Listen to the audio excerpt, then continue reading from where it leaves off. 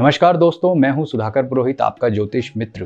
ज्योतिष डिविनेशन में आपका स्वागत है और इस वीडियो में हम बात कर रहे हैं जन्म पत्रिका में लव मैरिज यानी कि प्रेम विवाह के योगों पर। आपकी जन्म पत्रिका में प्रेम विवाह का योग बनता है?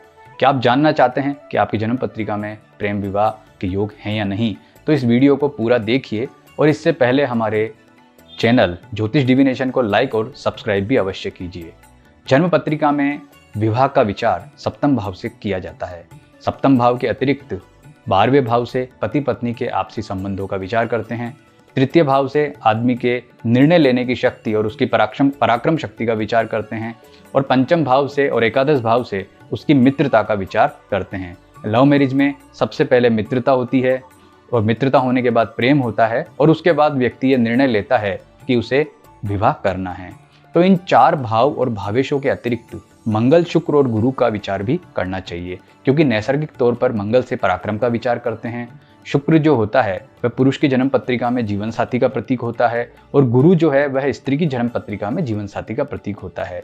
तो इन चार भाव भावेशों के अतिरिक्त मंगल, शुक्र और गुरु का विचार आपको करना है।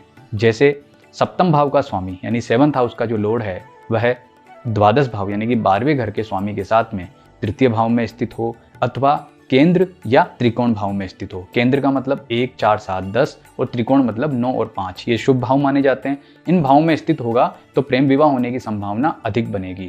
और ये जो आपको चार भाव और भावेश मैंने बताए हैं, यदि ये अशुभ भाव यानी कि त्रिक भाव में स्थित होंगे तो प्रेम विवाह होने की संभावना कम हो जाएगी। त्रिक भाव कहते हैं 6, 8 और 12 को।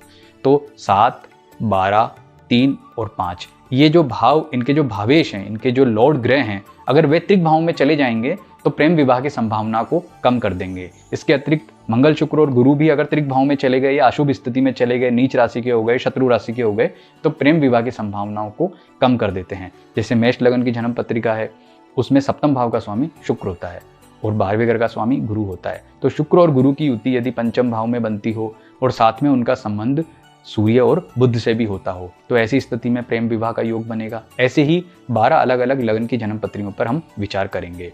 अब मान लीजिए कि सप्तम भाव तो बहुत अच्छा है लेकिन 12वां भाव कमजोर है और बाकी भाव भी अच्छे हैं, तो जो आपस में कोई वैचारिक मतभेद होकर के ये रिलेशन खत्म हो जाएगा। यदि सप्तम भाव कमजोर होगा तो प्रेम तो होगा लेकिन विवाह तक बात आगे नहीं बढ़ पाएगी।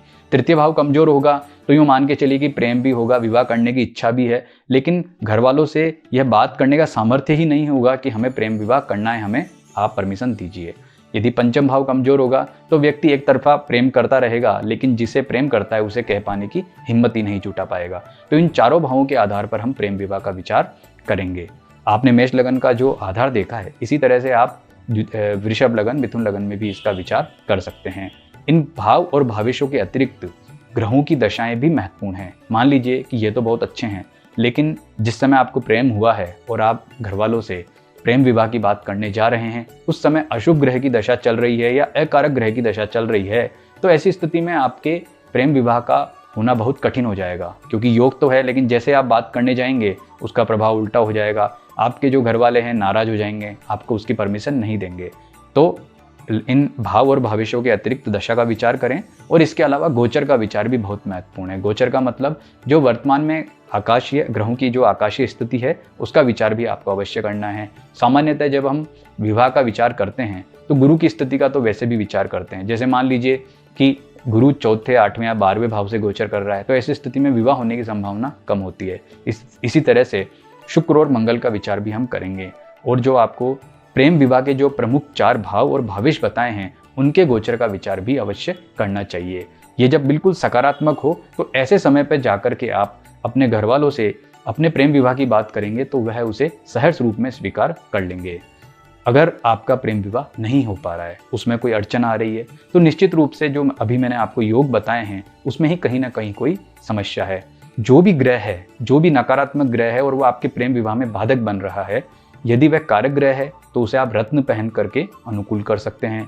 यदि वह अकारक ग्रह है तो उसके कारक वस्तुओं का दान कीजिए, उसके अधिदेवता की पूजा कीजिए, उसके मंत्र का जप कीजिए अथवा स्तोत्र का पाठ कीजिए, तो आपको बहुत लाभ होगा। और उसके बाद जब जैसे ही अनुकूल ग्रह की दशा आए और उसका गोचर भी अच्छा चल रहा हो तो उस दौरान अगर आप अपने घर वालों से बात करेंगे तो वह आपके प्रेम विवाह के लिए सहज रूप से मान जाएंगे।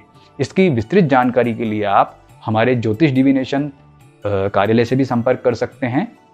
नमस्कार।